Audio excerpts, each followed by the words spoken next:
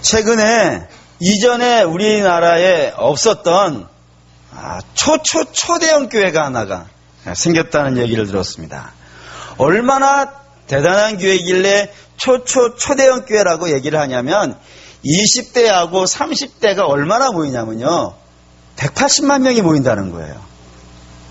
그래서 다른 세대까지 합치면 약 300만 명 가량이 모이는 교회가 나타났다는 겁니다. 대단하죠? 혹시 아십니까? 이름이 무슨 교회냐면 가나안 교회입니다. 들어보셨나요? 저희 굉장히 궁금했어요. 어떻게 이 시대에 300만 명 가까이, 또 젊은 사람들만 20대 30대만 180만 명이나 모이는 그런 교회가 나타날 수 있을까? 아무리 생각해도 이해가 안 되는 거예요. 그런데 이제 신문에 났어요. 신문에 난 기사를 이렇게 가만히 보니까 저 교회 정체를 알려면은 저 가나안을 거꾸로 읽으면 나온다는 거예요.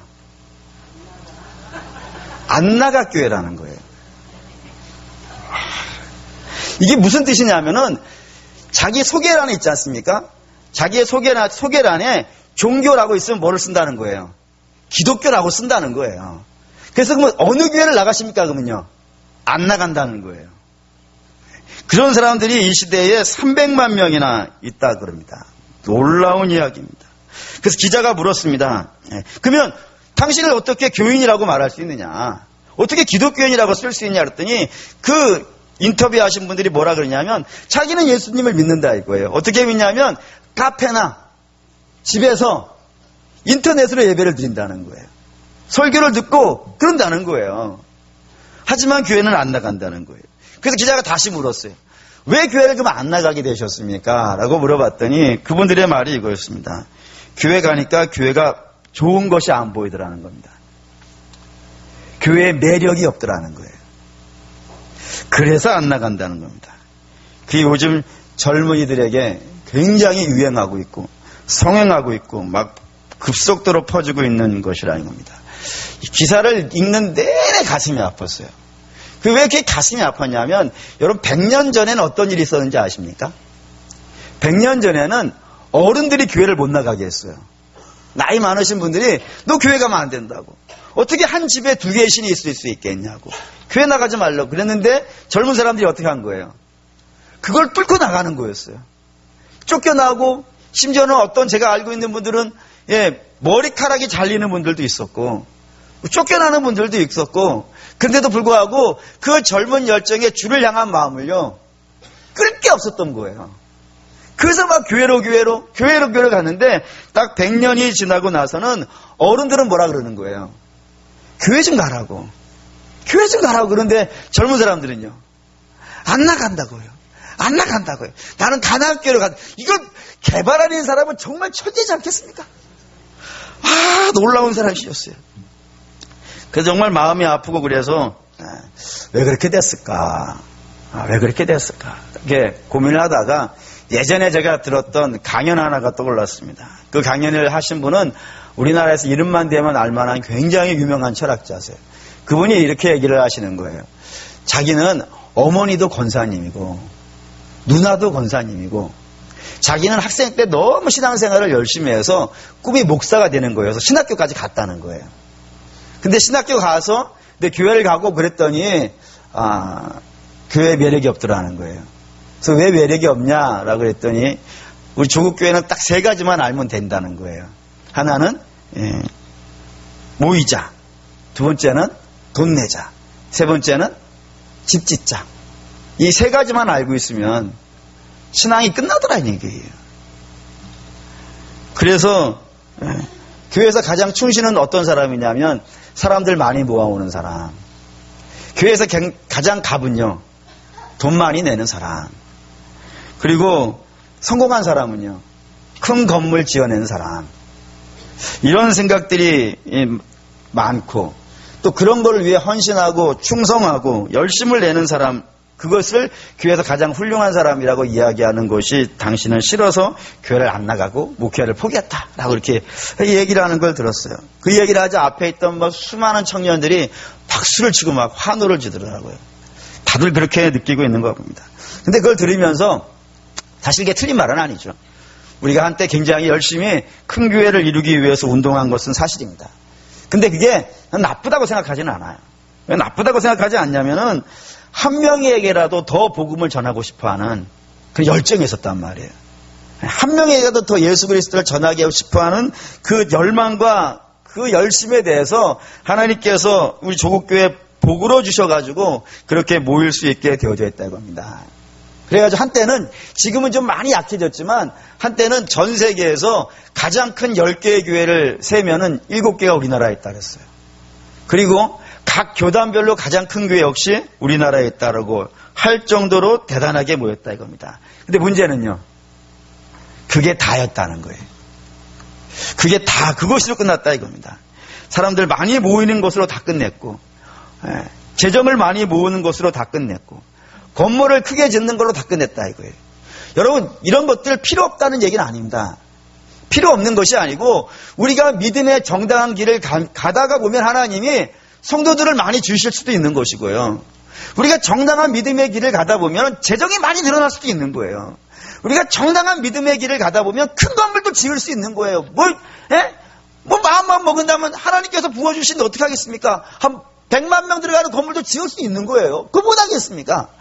근데 그게 다는 아니라 이거예요. 그게 중심은 아니라 이거예요. 그게 핵심은 아니라 이거예요. 근데 어느 순간부터 그것이 핵심이 되어버린 거예요. 핵심이 되어지니까 그것만 하게 되었단 말입니다. 정작 해야 될 것들, 정말 중요하게 여겨야 되는 것들은 놓치는 일들이 많았다 이겁니다. 그래서 가나안 교회라는 것은 교회가 그동안 중심이 아닌 것, 옆에 있는 것을 중심으로 여기고 따라갔기 때문에 그에 대한 반작용을 일어난 일이 아니겠는가, 그런 생각이 좀 많이 들었습니다. 기사를 보면서. 그래서 사랑하는 우리 믿음의 성도들, 우리 한번 좀 생각해 보시죠. 교회는 매력이 있을까요? 없을까요? 제가 볼 때는 교회는 상당히 매력이 있습니다. 뭐를 보고 나는 교회에 매력이 있다라고 말씀을 드리냐면, 저는 갈라디아서 5장 22절에서 23절이 교회가 가지고 있는 아름다운 매력 중에 하나라고 생각을 합니다. 뭐 읽죠? 오직 성령의 열매는 사랑과 희락과 화평과 오래 참음과 자비와 양성과 충성과 온유와 절제니 이 같은 것을 금지할 법이 없느니라. 네, 여기 성령의 9가지 열매 이렇게 등장하는 것들이에요. 상당히 매력이 있어요. 한번 하나씩 간단하게 한번 보시죠. 사랑은 어떤 사랑이겠어요? 이 아가페의 사랑입니다. 아가페의 사랑이라는 건 어떤 것이냐면 무조건 베푸는 사랑입니다. 자격이 없어요. 그 사랑을 받을 만한 자격이 없는 사람임에도 불구하고 그 사람을 향해서요, 무한대의 사랑을 나누어 줄 수 있는, 그게 아가페의 사랑이에요. 그게 성령의 열매예요. 그 다음은 희락은 뭐겠습니까? 기쁨입니다. 근데 그 기쁨이 그냥 일반적인 그런 기쁨이 아니라 외부에 의해서 영향을 받지 않는 기쁨이에요. 그러니까 외부에서 안 좋은, 나를 힘들게 하고 어렵게 하는 문제들이 있다 하더라도 그 속에서도 기뻐할 수 있는 일이 성령의 열매로 있단 말입니다. 그 다음에 화평은 뭐겠습니까? 화평 거꾸로 읽으시면 돼요. 뭐예요? 평화예요. 누구의 평화라고? 샬롬이라고 그랬죠. 누구와의 평화라고요? 적하고의 평화가 아니라 하나님과의 평화라고요. 하나님하고 평화로워지면 어떤 일이 발생되냐면, 2가지 예를 들어볼까요? 우리 주님이 배를 타고 가시는데 피곤하셔가지고 배에서 주무셨어요. 근데 그 배가 어떻게 된 거예요? 풍랑이 일었어요. 배가 막 뒤집어지려고 그래요. 그때도 우리 주님 어떤 거예요? 그 안에서 평안하더라고요. 왜요? 하나님과 평안한데. 하나님과 평안하면 배가 어떻게 되는지는 중요한 문제가 아닙니다. 하나님이 지켜주실 걸 믿는데요. 또 이런 것도 있죠. 베드로가 감옥에 들어갔어요. 감옥에 들어가서 어떻게 누워있습니까? 대자로 누워있잖아요. 그래서 얼마나 대자로 누워있냐면 천사가 와서요, 발로 옆구리를 차야 일어날 정도로.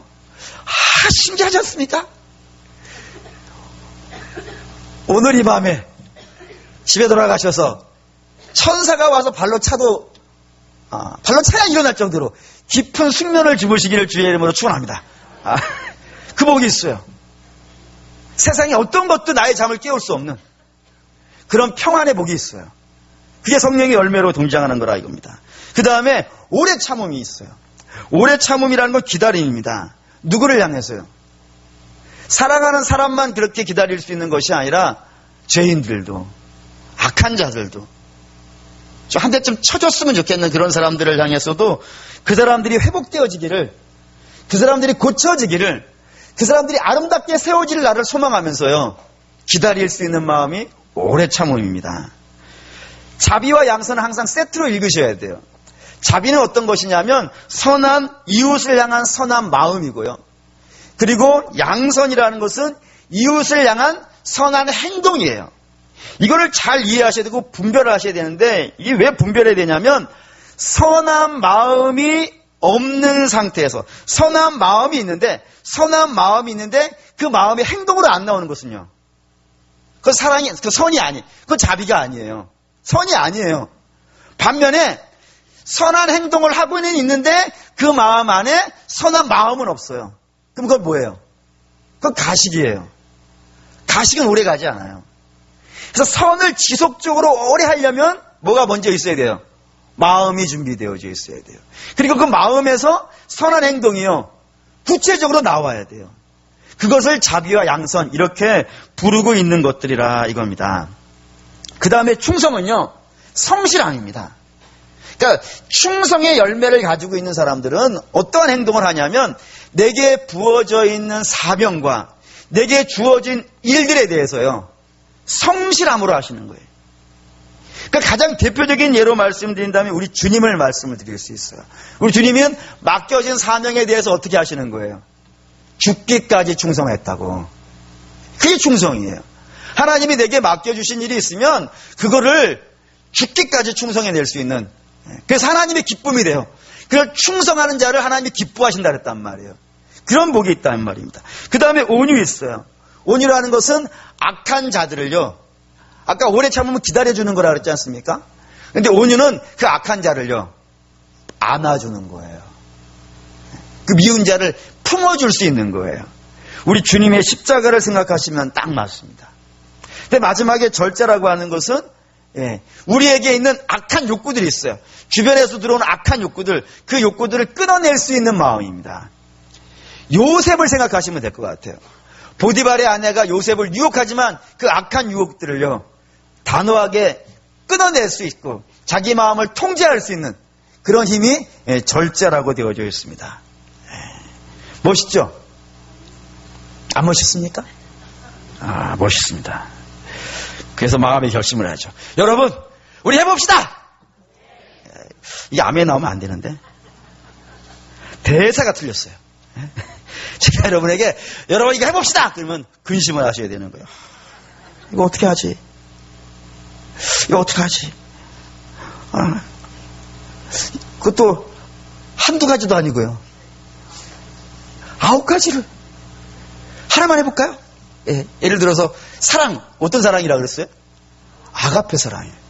내가 좋아하는 사람, 내가 마음에 드는 사람만 사랑하는 것이 아니고 근데 미워하는 사람도 무조건적으로 그걸 사랑하는 것이 아가페 사랑인데, 우리 솔직히 말씀드리면 내 사랑하는 자식 하나 간수하기도 힘들지 않습니까?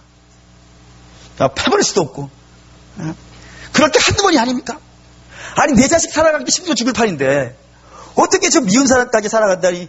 하나님, 주기도문에 나를 시험에 들게 하지 마옵시고, 목사님이 저런 말을 하지 않게 해주십시오. 이런 소망이 여러분에게 솔직히 좀 나올 거라고 생각했는데 아멘이 나올 줄은 꿈에도 몰랐습니다. 그래서 좀 난감한 상황인데 어쨌든 그렇습니다. 이게 교회의 매력이라니 참 이게 마음이 어려워지는 거예요. 이거 어떡하지? 이거 어떡하지? 이런 생각이 들었는데 여기에 소망이 있습니다. 어떤 소망이 있냐면 갈라디아서 5장 19절이 되게 재미있는 절입니다. 한번 읽어보겠습니다. 육체의 일은 분명하니 곧 음행과 더러운 것과 호색과, 그 뒤에 쭉 나와요. 쭉 음행과 이런 것들이 나오는데 이게 다 뭐냐면 우리의 악한 본성에서 나오는 것들이에요. 음행도 그렇고 더러운 것도 그렇고 호색하는 것도 그렇고 뒤에 술 취하는 것, 뭐 원수 맺는 것 다 악한 본성에서 나오는 거예요. 근데 이게 재밌다고 말씀드린 게 뭐냐면 그걸 이제 뭐라 그러냐면 육체의 일이라고 썼단 말이에요. 근데 그 육체의 일을 우리말로는 이렇게 육체의 일 이렇게 되어 있지만 헬라어 성경을 보거나 영어 성경을 보면 이게 육체의 일 이렇게 안 써 있고 육체의 일들 이렇게 써 있어요. 복수로 쓰여 있어요.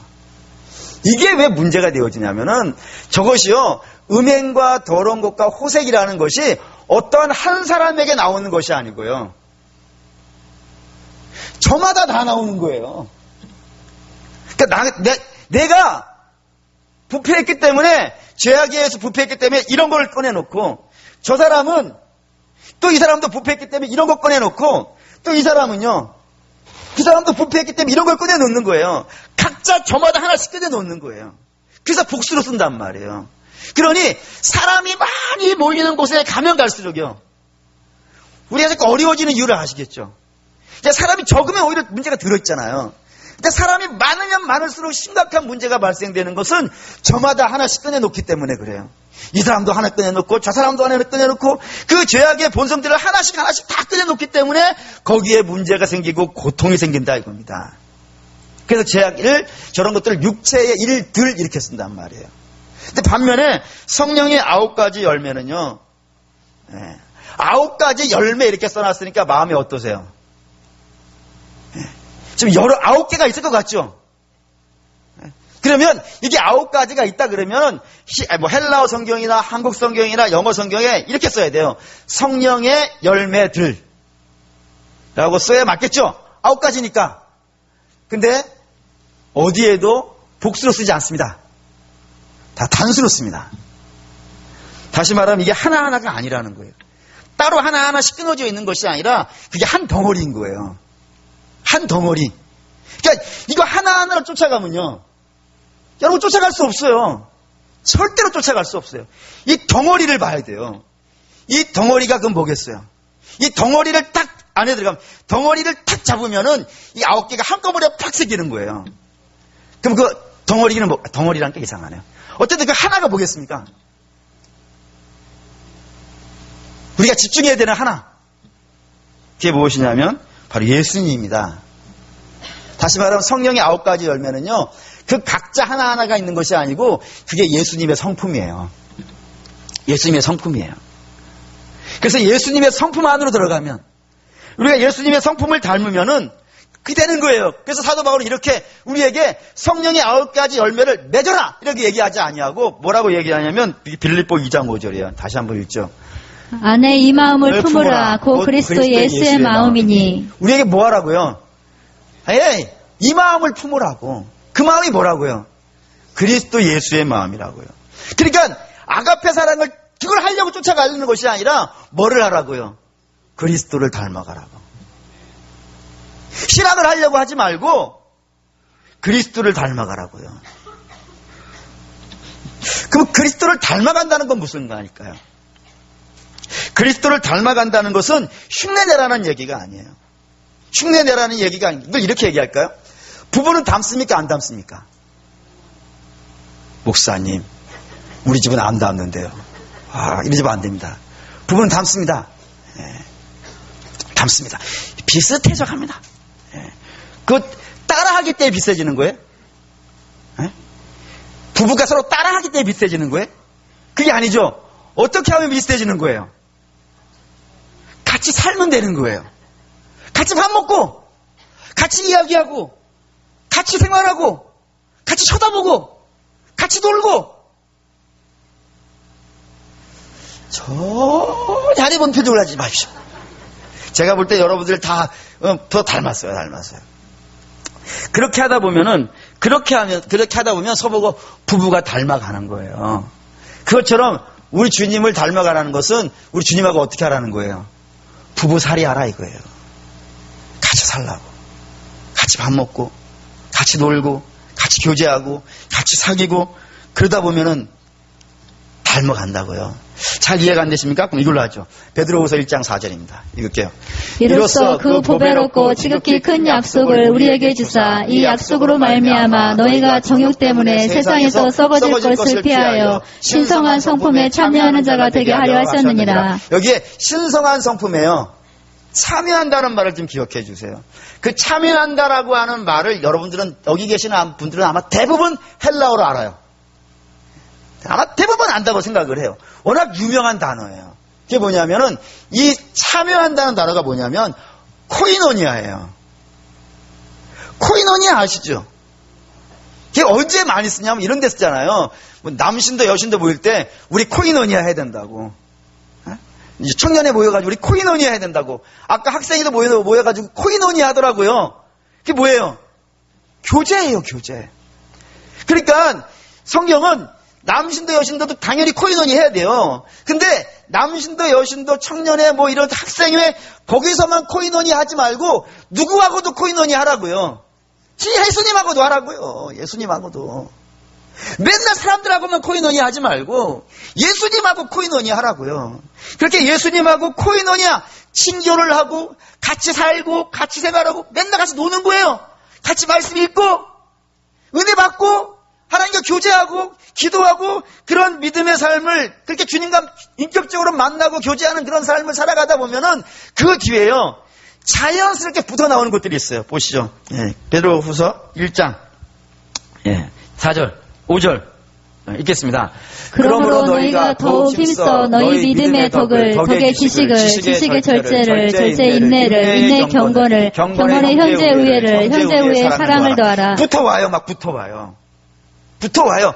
이게 붙어와요. 할 수 있는 힘이 생겨요. 이게 할 수 있는 힘이 생긴다는 것은 우리가 여기를 보면 알 수 있어요. 1장 3절. 1장 3절. 베드로후서 1장 3절 읽겠습니다.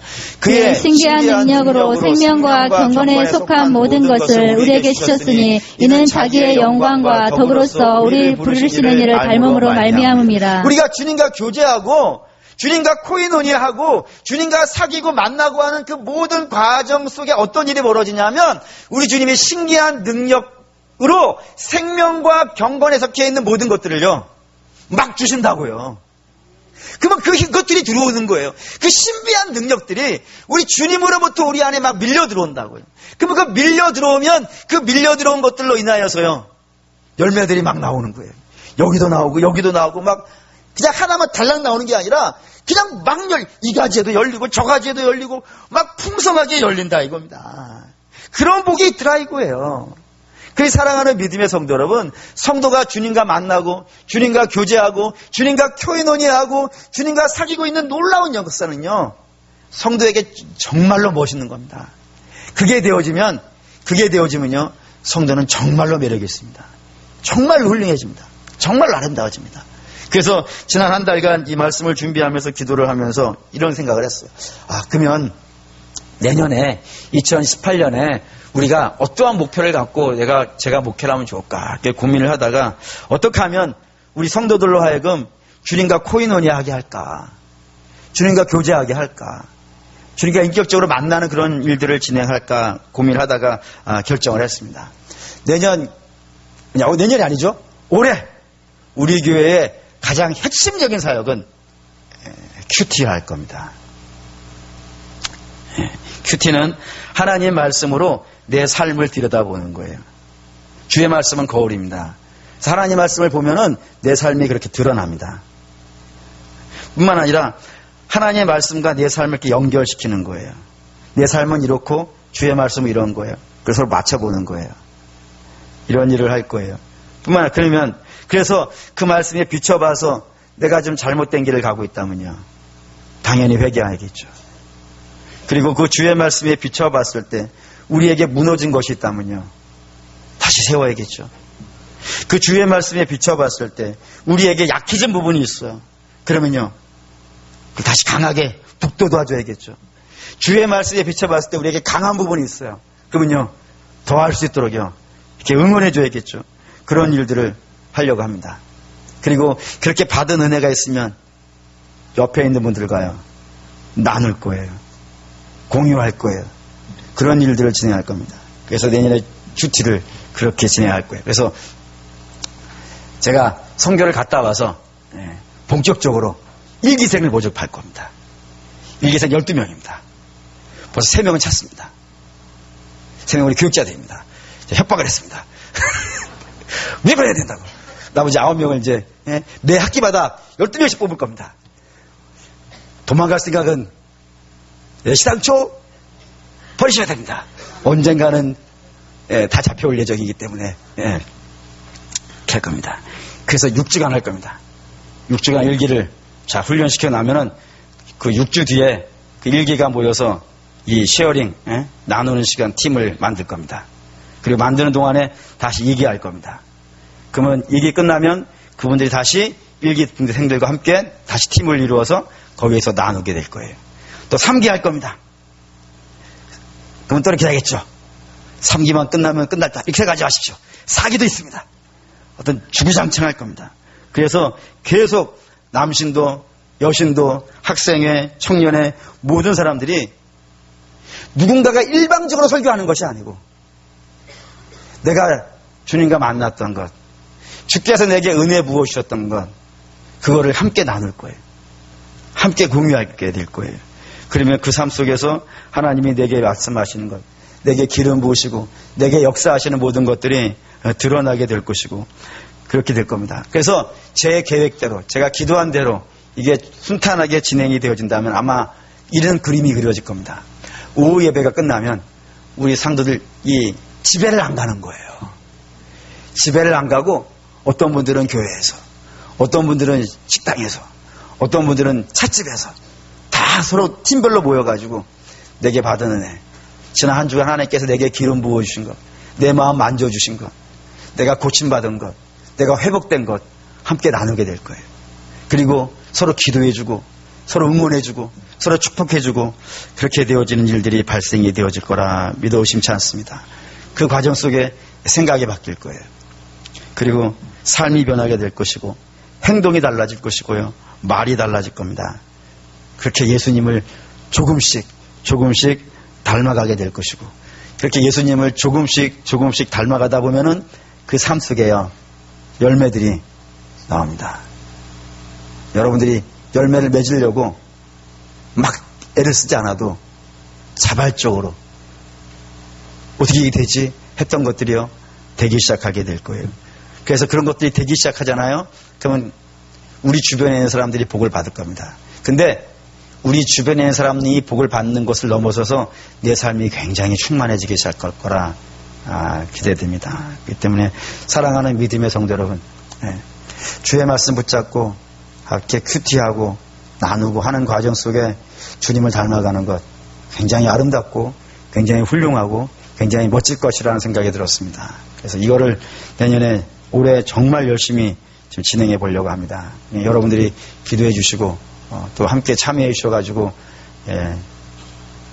할렐루야, 모든 성도들이 이렇게 깊은 주님과의 만남을 경험하고 그리고 그 나눔을 옆에 있는 분과 공유하면서 함께 충만해져 갈 수 있는 그런 시간들이 2018년에 우리 교회에 가득 찰 수 있기를 기원합니다. 그래서 표를 정했습니다. 올해의 표는 이겁니다. 표 주시죠.